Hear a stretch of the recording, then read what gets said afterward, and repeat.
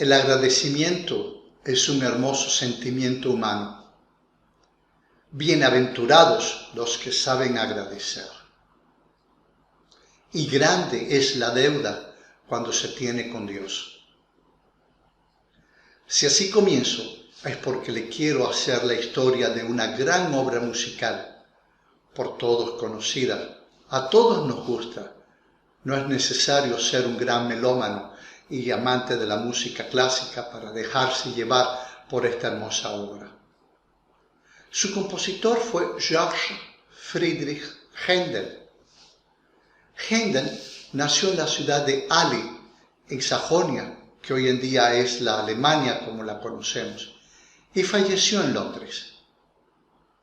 De joven fue un gran virtuoso del violín y del órgano. También incursionó en la composición. Y temprano fue a Italia a impregnarse en lo que era la música italiana, la ópera italiana, que era lo que estaba de moda en ese momento.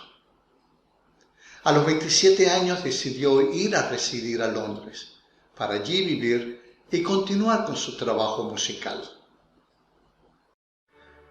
Durante más de 30 años, los nobles europeos le encargaban obras musicales, himnos para coronaciones, oratorios, óperas, sinfonías, músicas para ocasiones especiales como son sus famosas obras Fuegos artificiales y Música de agua. Pero con el paso del tiempo, su arte va pasando de moda. Y al fallecer su principal mecenas, la reina Carolina, esposa del rey Jorge II, queda sin importantes rentas que de ella recibía. Abrumado por una precaria situación económica, en 1737 sufrió una apoplejía que lo dejó hemipléjico. En aquellos tiempos, los doctores aconsejaban en estos casos baños termales en aguas hirvientes en la ciudad alemana de Aquisgrán. El consejo era estar no más de 3 horas al día dentro de estas aguas. Y Händel, en su afán de recuperar su salud, el uso de la mitad de su cuerpo y sobre todo sus manos para poder seguir tocando música, incluso pasaba hasta 9 horas en aquellas aguas hirvientes. Pronto logró sanar y regresar a Londres, donde se reanudó su vida de compositor. Pero 4 años más tarde, por maledicencias de otros compositores competidores, por problemas con las sopranos, por las apremiantes solicitudes de los acreedores y por una súbita falta de inspiración, Händel se encuentra nuevamente ante las puertas del infierno. Como si fuera poco, se entregó a los brazos de un falso amigo, el alcohol, que no resuelve los problemas, sino que con su macabra sonrisa los aumenta. Por las noches no lograba dormir e iba a caminar por las vacías calles de Londres, atormentado, y en ocasiones con la idea de saltar de uno de los puentes del Támesis para dar fin a tal martirio. Una noche de agosto del año 1741, deprimido, encorvado, bajo los efluvios del mal amigo, llega a su casa. Sobre la mesa lo espera un pequeño paquete, sobre el que reconoce la letra del poeta Charles Jenkins, que ya en el pasado había colaborado con él, escribiendo la letra de los oratorios Saúl e Israel en Egipto. Se dejó llevar por un horrible acceso de ira. ¿Cómo era posible que el ser humano fuera tan ruin y se burlara de un alma en pena? A él, que lo habían adulado y querido los grandes. Después del momento de ofuscación, abrió el paquete y lo primero que encontró fueron las palabras comfort ye, en antiguo inglés, reconforta. Jennings había escrito sus poemas inspirándose en pasajes del Nuevo y del Viejo Testamento, en particular en las escrituras de Isaías, en las que se anunciaba la llegada de un Mesías para la redención del mundo.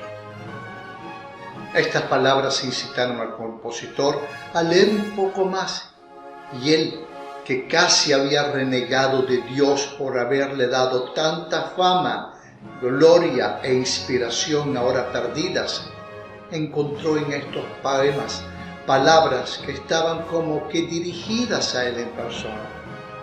Resurgió la esperanza, volvió el ánimo, se restableció su confianza en Dios. El oratorio es una obra musical para voz humana, como la ópera, pero con el detalle de que, como se trata temas religiosos, no lleva escenografía, ni vestuario especial, ni los cantantes actúan. Se mantienen quietos y con ropa de circunstancia. Händel era este tipo de compositor que cuando sentía la inspiración se sentaba largas horas a trabajar.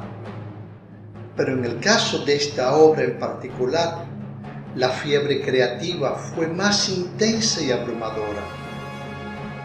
Durante 24 horas compuso intensamente, sin comer ni dormir. Estuvo trabajando en esta obra monumental, para cuya interpretación se necesitan más de 2 horas, una orquesta, 4 solistas y un muy nutrido coro. Al dar por terminada la obra, cayó en un sueño soporífero del que no se le podía despertar y que duró 17 horas, tras las cuales se despertó para comer y beber y disfrutar gozoso de lo que había compuesto. En Londres su reputación estaba muy dañada, por lo que estrenó su oratorio, al que llamó el Mesías, en Dublín, en The Great Music Hall. La expectación en la ciudad era inmensa. Todos hablaban de la magnificencia de la obra, al punto que por medio de la prensa se pidió que ante la enorme cantidad de público que se esperaba, se le pedía a los caballeros que vinieran sin espada y a las damas con faldas estrechas, para facilitar una mayor cabida en el teatro.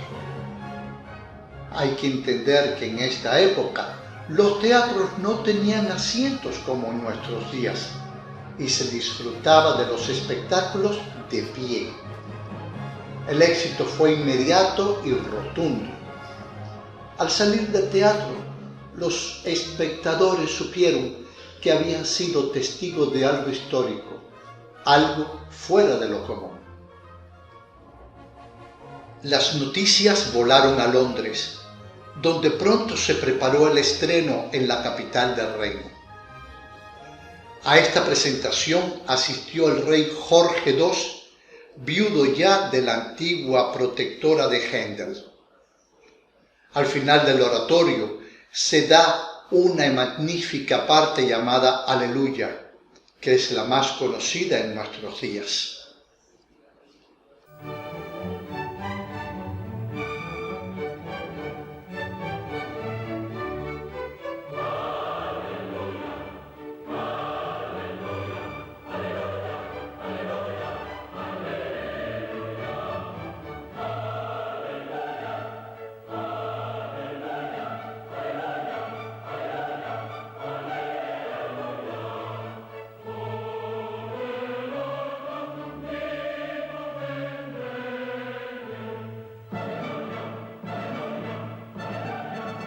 Ante el fervor y la extraordinaria belleza de esta obra musical, en el momento de la interpretación del Aleluya, el rey Jorge II se levantó y tras él todo el público de la sala.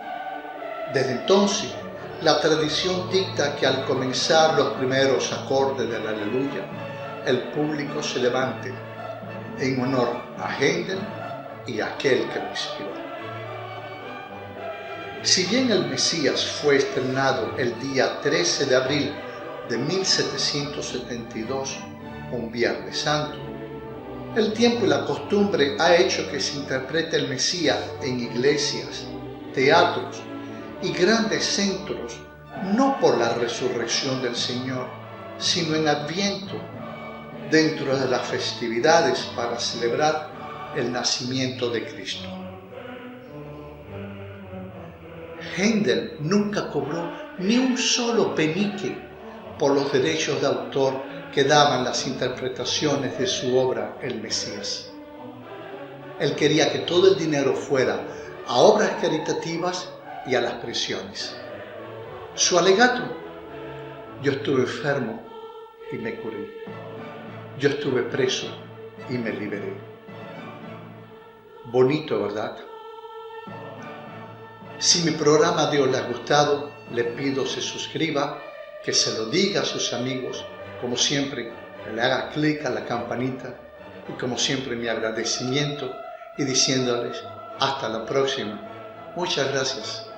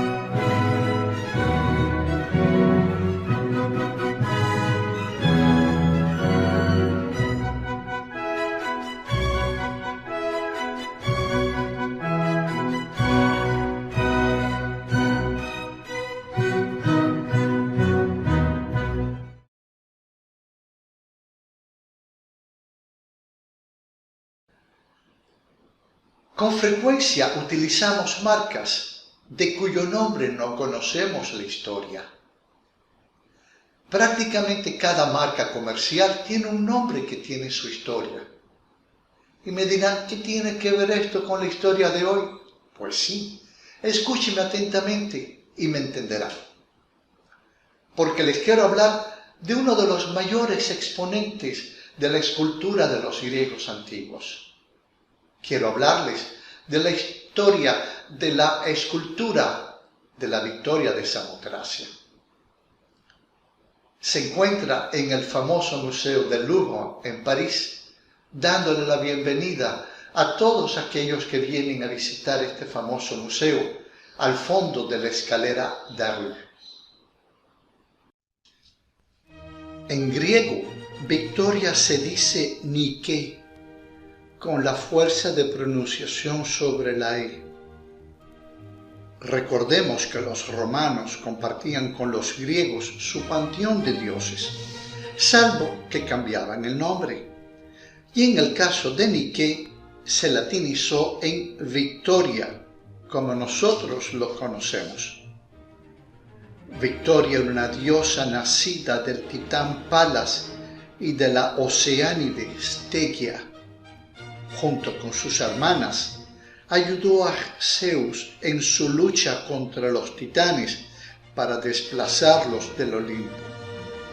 Y con el triunfo de Zeus, éste le prometió llevarla siempre a su lado y concederle protección.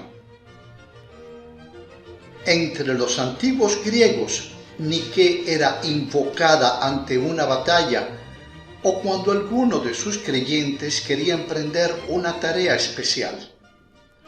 Se le representa como un monstruo de 6 miembros.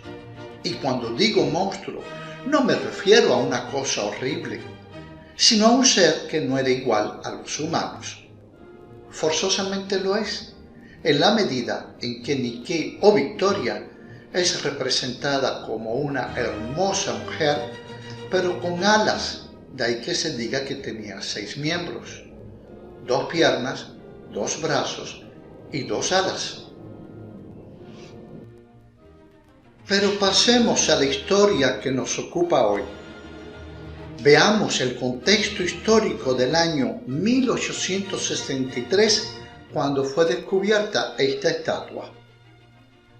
En Francia gobernaba el emperador Napoleón III y en el Imperio Otomano gobernaba el sultán, rodeado de funcionarios corruptos que dejaban expoliar su país por un poco de dinero.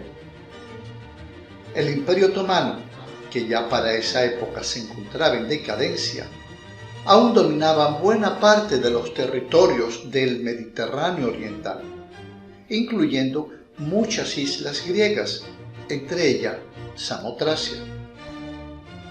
Napoleón III, en su afán de darle importancia a su país, mandaba cónsules a todos los confines del mundo y muchos de ellos realmente tenían poco que hacer. Los empleados de este servicio exterior del Segundo Imperio se dedicaban a tareas colaterales y en el caso de Charles Champoisseau, vicecónsul de Francia, se dedicó a la arqueología. Se dirigió a la isla de Samotracia, donde se encontraba un antiguo santuario de los grandes dioses, y allí continuó una excavación que habían abandonado recientemente.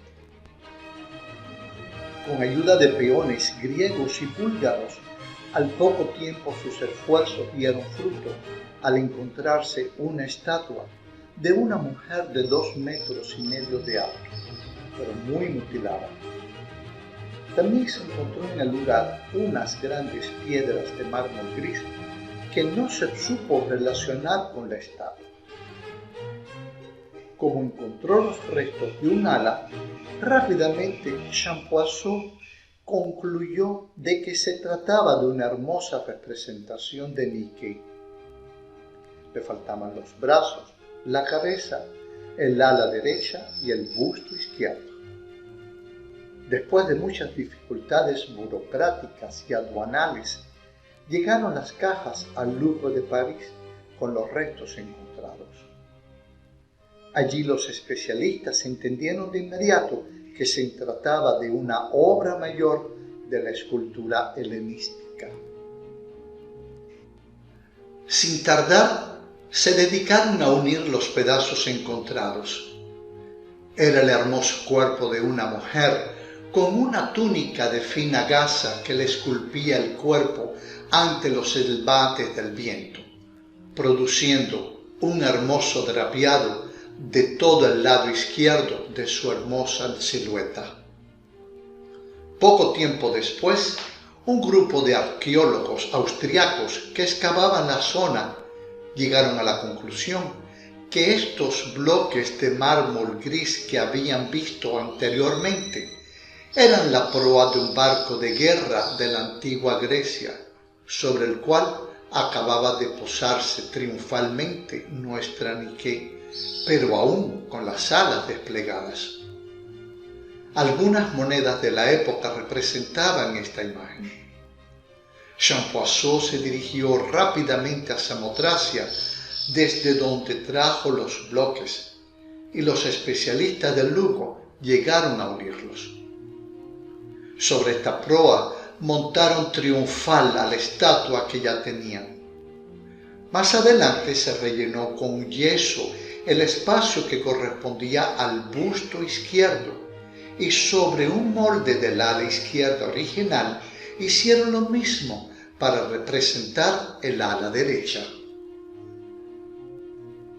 Los griegos tenían un alto concepto de la teatralidad, y rápidamente los especialistas entendieron que este conjunto se encontraba en lo alto de una pequeña colina, y los fieles que venían a verla la veían en lo alto sobre la proa del barco de guerra de mármol gris, triunfal, pero no de frente.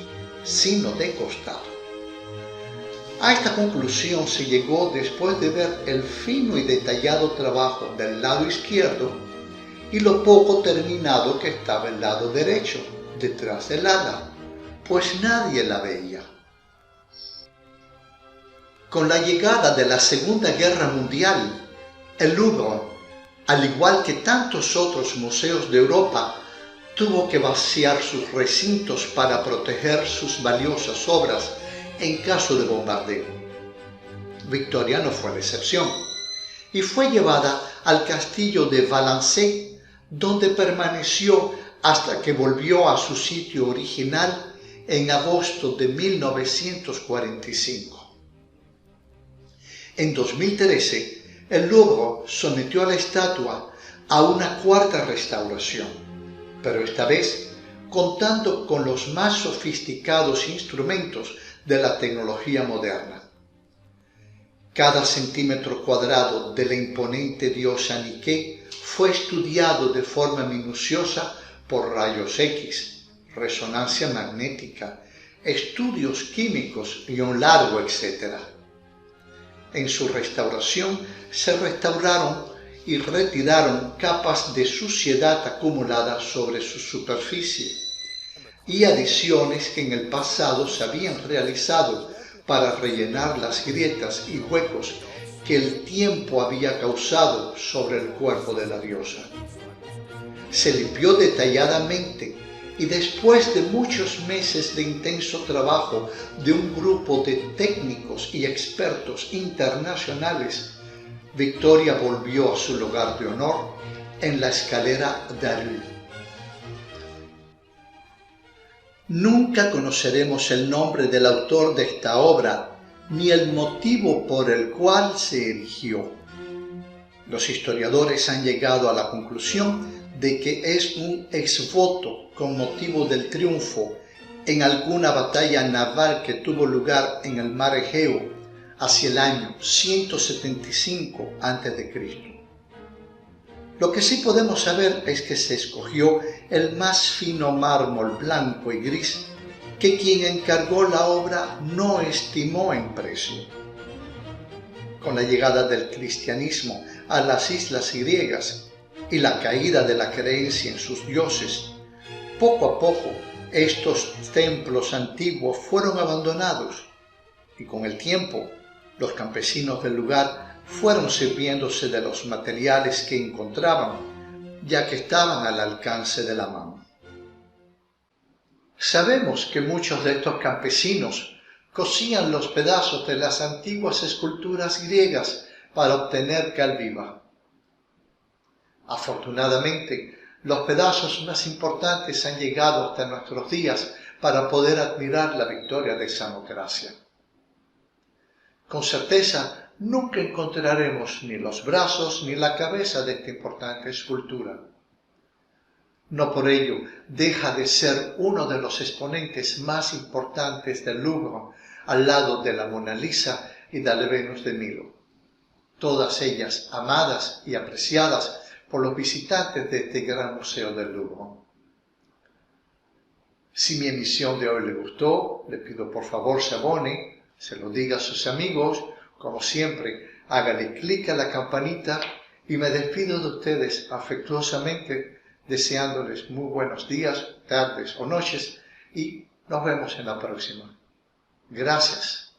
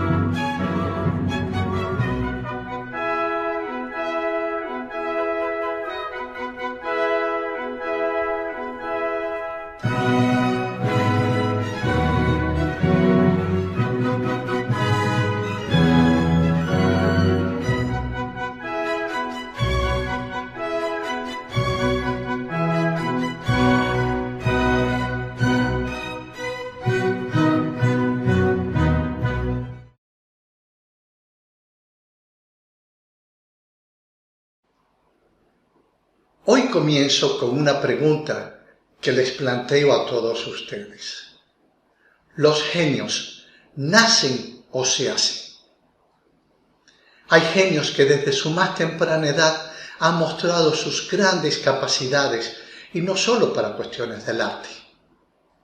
Otros lo han logrado gracias a mucho trabajo, tesón, esfuerzo y mucha disciplina. Pienso en el pintor holandés Vincent Willem van Gogh, impresionista. Cuidado, no estoy diciendo que desde su más temprana edad, cuando era niño, Van Gogh no mostró afición para el dibujo. Lo que les quiero decir es que lo que logró no fue fruto de la improvisación. Van Gogh nació en un pequeño poblado de los Países Bajos el 30 de marzo del año 1853 y falleció en Francia el 29 de julio de 1890. Nació en el seno de una familia burguesa que desde generaciones se había dedicado a la iglesia protestante, que es la mayoritaria en los Países Bajos, y también al negocio del arte. Su madre nunca le tuvo mucho amor porque le recordaba a su primer hijo que había nacido muerto y con cuyo nombre había sido bautizado. Esta será una constante en la vida de Van Gogh. Nunca conoció el verdadero amor. A los 16 años viaja a La Haya como aprendiz en Goupil et Compagnie, la filial de una importante casa de venta de cuadros, dibujos y reproducciones fundada por uno de sus tíos. Allí aprendió los rudimentos para la venta de cuadros y dibujos, aprendiendo pronto, y pronto fue enviado a la sucursal de Londres. Más tarde, sus parientes dirían que sus años londinenses fueron los más felices de su vida. Fue en Londres que conoció su primera decepción amorosa. De Londres pasó a la filial de París, donde se encontraba la sede principal del negocio, y molesto por ver cómo se trataba el arte como pura mercancía, fue despedido. De regreso a su casa natal, la familia trató de colocarlo como vendedor en una librería, tarea en la que también fracasó. Poco a poco, Vincent fue introduciéndose en la lectura de los libros sagrados y creyó entender que su camino era el de predicador, como su padre y otros hombres de la familia. Estudió teología, pero a pesar de ser políglota, se negó a pasar el examen de latín, considerando que era una lengua muerta, y por ello también fue expulsado de la universidad. Después de tantos fracasos, consideró que lo mejor era comenzar como predicador laico y fue asignado a un pequeño poblado de Bélgica donde vivían mineros del carbón. Allí Van Gogh se solidarizó con todos los horrores de esta pobre gente. Dejó su casa a una familia pobre de mineros, entregó toda su ropa y fue a trabajar con ellos a la mina. Las autoridades protestantes consideraban que su estilo de vida no correspondía con el prestigio que tenía que tener un predicador. Una vez más, fue expulsado. Vincent tenía varios hermanos, y el menor de ellos era Theo, quien por el resto de su vida será su gran amigo y quien ayudará al artista en los numerosos momentos de angustia económica. Theo obtuvo el cargo de director de la filial parisina de Goupil et Compagnie. Vincent se dedicaba de forma más seria a la pintura. Recibió un poco de clases, participó con otros pintores en sus talleres para aprender a utilizar los colores y las pinturas. Van Gogh no solo se interesó por los paisajes y las flores, sino que también se querer representar el estado de ánimo de la pobre clase trabajadora de aquel final del siglo XIX. Ejemplo importante de esta tendencia es su famoso cuadro Los comedores de papas, en el que, a través de juegos de sombra y luz y poco color, representa la miseria con la que unos trabajadores logran comerse unas papas después de una extenuante jornada de trabajo. Termina instalándose en un apartamento en París con su hermano Theo, y gracias a los contactos de este, conoce a todo el mundillo de pintores de la capital francesa, influenciados casi todos por el impresionismo de moda en ese momento. Conoce los dibujos japoneses que hacían furor en esa época y se deja influenciar por esta corriente, lo que lo lleva a buscar más luz de la que él había conocido hasta ese momento en Holanda, Bélgica, Londres y París. En busca de sol, decide instalarse en el sur, en Provenza, en la ciudad de Arles, donde queda maravillado por la intensidad de los colores. Allí quiere crear un taller para que los pintores parisinos vinieran a disfrutar de la intensidad de color que brinda el sol de Provenza. Pero solo llega Paul Gauguin, con quien tenía una entrañable amistad. Comparten un apartamento, pero ambos, de carácter fuerte y empujados por el alcohol, no logran convivir. Un día de disputa en el que Gauguin amenaza a Vincent con irse de la casa, con una navaja en mano y para no atacar a su amigo, Vincent van Gogh se automutila cortándose el lóbulo de la oreja izquierda, y no toda la oreja como dicen. De inmediato llevó el pedazo de su precioso cuerpo a un prostíbulo y se lo entregó a una de las prostitutas.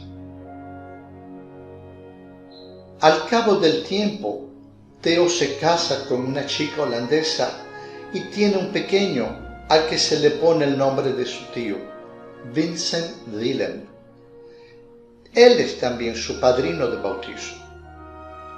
Con la responsabilidad de su familia, Theo ya no estaba en condiciones de ayudar a Vincent como antes, por lo que abandona Provenza y se instala a las afueras de París, donde termina su trabajo como pintor. Van Gogh era un hombre enfermo.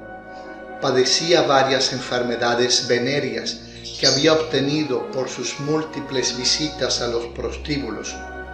No vendía su trabajo, apenas comía y bebía mucho ajenjo, que es una bebida que produce alucinaciones. En estas condiciones casi vive de la caridad de su casero. Una tarde salió a pintar al campo, a los campesinos, como a él le gustaba, y regresó a su hospedaje malherido. Aparentemente fue un intento de suicidio, aunque existe la versión de que él cayó por el hecho de que unos jóvenes del poblado lo habían herido accidentalmente. De inmediato se informó a Theo y 2 días más tarde Vincent muere en los brazos de su querido hermano. Theo le sigue 6 meses más tarde, víctima de la sífilis y de trastornos neurológicos. Mucho se ha hablado de la estabilidad mental de Van Gogh. De hecho, en esa época, las enfermedades mentales eran poco conocidas y maltratadas, y aparentemente padecía de paranoia, ya que decía que escuchaba voces. Quizás esto también era resultado del ajenjo. En vida escribió más de 850 cartas, de las cuales más de 600 estaban dirigidas a su hermano Theo, en las que hablaba de su relación fraternal y profesional. La viuda de Theo decidió agrupar todas estas cartas, las dio a traducir a varios idiomas y fueron publicadas. La obra pictórica de Van Gogh cuenta con más de 2000 cuadros, dibujos. Y si bien su trabajo fue reconocido después de su muerte en muchos países de Europa, para su reconocimiento internacional hubo que esperar al año 1930, cuando en Nueva York se organizó una gran exposición de todo su trabajo. Desde el año 1973 existe el Museo Van Gogh en la Plaza de los Museos, en Ámsterdam, y allí podemos ver la mayor colección de sus cuadros, dibujos, incluso de sus cartas. Si mi emisión le gustó, le pediré por favor que se suscriba. Como siempre le pido que se lo diga a sus amigos, que le dé clic a la campanita. Por favor, responda a la pregunta abajo que hice anteriormente. Y como siempre, les estoy muy agradecido por seguir mi trabajo y les deseo muchas cosas buenas. Y hasta la próxima.